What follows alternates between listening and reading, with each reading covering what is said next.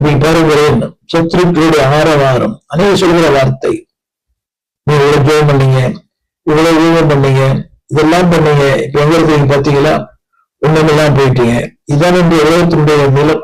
நம்மை இந்த உலகம் நம்மை குறித்து பேசுகிற கேவலமான வார்த்தைகள். இந்த ஜெபம் என்னவென்றால், தேவனே சத்துருக்களின் ஆரவாரத்தை மறவாதே. இதுதான் உண்மை.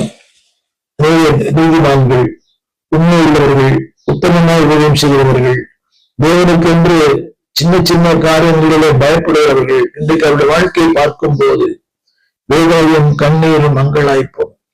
வெளியே சொல்ல முடியாத பலமுறை தாக்குதல்கள். வசனம் சொல்லுகிறது, சத்துருக்களின் ஆரவாரத்தை மறவாதே. இதைத்தான் 23ஆம் சங்கீதத்துல கூட ஆசார் சொல்லுகிறார். அவர்களுக்கு பாடுகள் இல்லை, மறுபுறம் வருத்தத்தில் அகப்படார்கள். பெருமை சிறப்பினையை போல மூடிக்கொள்கிறது. அவருக்கு பாடுகளே இல்லை, போராட்டங்களே இல்லை, துன்பங்களே இல்லை.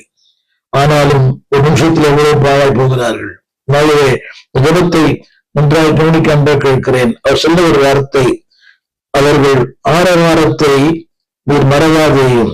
சத்துருக்கள் ஆரவாரம். அடுத்த வார்த்தை, உனக்கு விரோதமாய் எழும்புகிறவருடைய அமளி எப்பொழுதும் அதிகரிக்கிறது. உண்மை அல்லவா?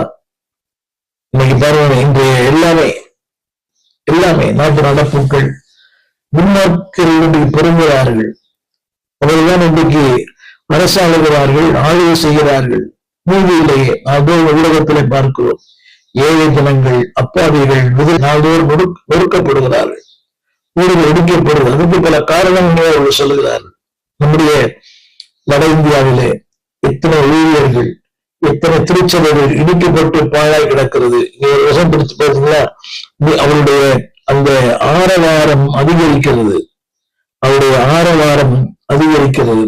அது மட்டுமல்ல, அவருடைய அமளி எப்போதும் அதிகரித்துக் கொண்டே இருக்கிறது. பல நேரங்களில் நம்முடைய ஜபத்தில் நமக்கு ஒரு சோர்வு. இவ்வளவு ஜெபிக்கிறோமே, இவ்வளவு வேலை வாசிக்கிறோமே, இவ்வளவு பண்றோமே, நம்முடைய ஜபத்தில் நமக்கு ஒரு சோர்வு உண்டாகிறது. ஆனா ஆவியானவர் சொல்லுகிறார், தேவனே அவர்களுக்காக வழக்காடுகிறவர். இந்த வார்த்தை நான் சொல்ல விரும்புகிறேன், நன்றாக கவனிக்க வேண்டும். அதுதான் நம்முடைய சுவாசமே நம்முடைய ஜபம்தான். அது இல்லை என்றால் சுவாசிக்க முடியாது. எப்படி ஒரு மனிதனுக்கு சுவாசம் முக்கியமோ, அதுபோல ஒரு ஜபம் முக்கியம். கவனியுங்கள், நம்முடைய ஜீவியத்தை காத்துக்கொள்ள வேண்டும் என்றால் எப்படி சுவாசம் அவசியமோ, சுவாசம் இல்லை என்றால் நம்முடைய பெயரே வேறு. நினைக்கிறேன், நமக்கு சுவாசம் மாத்திரம் இல்லை என்றால் எவ்வளவு பெரிய மனிதனாக இருந்தாலும், எவ்வளவு பெரிய பிரதமராக இருந்தாலும், இந்த பிரயோகம்